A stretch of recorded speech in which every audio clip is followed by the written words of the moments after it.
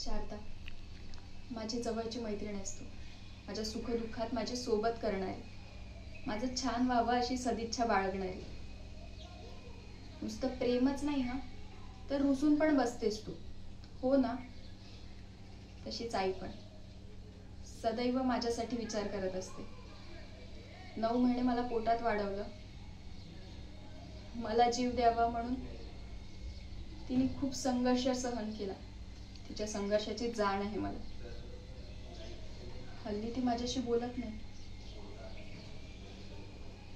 पण अडून दत्तात्रया मार्फत बोलत असते. तिची तळमळ कळते मला. अपशकुनी म्हणून कुचंबना होते, अपमान होतो माझा. याची वेदना, याचा त्रास दिसतोय मला तिच्या डोळ्यात. शारदा, भावना डोळ्यात पण व्यक्त होतात का? जेवढा त्रास मला होतोय त्याच्यात 100 पट जास्त त्रास आईला होतोय, हे कळतंय मला.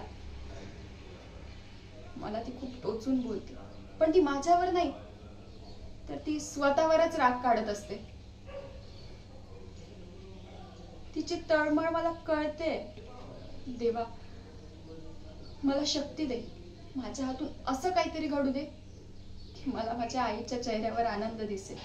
मला तिला हसताना आनंदी बघायचंय.